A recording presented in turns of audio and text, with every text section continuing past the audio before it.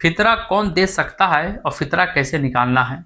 3 categories बांटा गया है। एक है बहुत ज़्यादा मालदार, बहुत ज़्यादा रिच है, उस पर क्या है ज़कात भी फ़र्ज है, तो उस पर फितरा वाजिब है।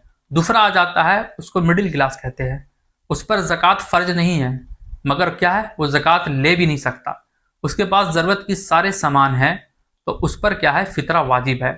एक आ जाता है जो बहुत ज़्यादा गरीब है, उस पर क्या है ज़कात फ़र्ज भी नहीं है बल्कि वो ज़कात ले सकता है, तो उस पर फितरा वाजिब नहीं है।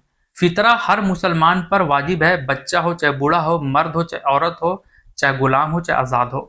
अब रही बात है कि फितरा कैसे आपको निकालना है, तो फितरा 4 चीज़ों में निकलता है। एक है गेहूं में, जौ, किशमिश और खजूर। होता क्या है कि हमारा ईद का परचेजिंग जो होता है वो अपने हैसियत के हिसाब से होता है, कपड़ा भी अपने स्टेटस के हिसाब से, जूता भी, टोपी भी, हर कुछ अतर से लेकर सब कुछ अपने स्टेटस के हिसाब से होता है।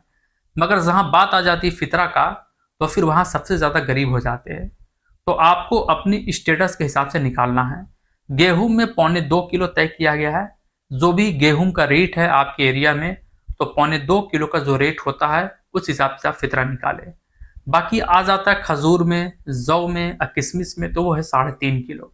तो खजूर की कीमत हर तरह का है, 300 रुपये किलो भी है, 400 रुपये केजी भी है, कोई 500 रुपये, कोई 600 रुपये है।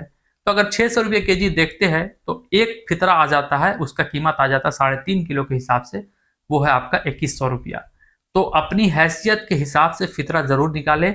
गेहूं को नहीं चुने निचला दर्जा को, क्योंकि आप सब कुछ अपनी हैसियत के हिसाब से काम करते हैं, तो फितरा भी अपनी हैसियत के हिसाब दे, क्योंकि फितरा का असल मकसद ये होता है, क्योंकि ये गुनाहों का कफ़ारा भी है, गरीबों की मदद भी है। हदीस में आता है कि ये मिस्कीन का खाना है। तो गरीब भी ईद के दिन अच्छे से अच्छे कपड़े पहने, अच्छे खाए। इस्लाम एक सिस्टम बनाया गया है जिसको हम लोग सदक़ातुल फ़ित्र कहते हैं। तो आप फितरा अपनी हैसियत के हिसाब से अदा करें।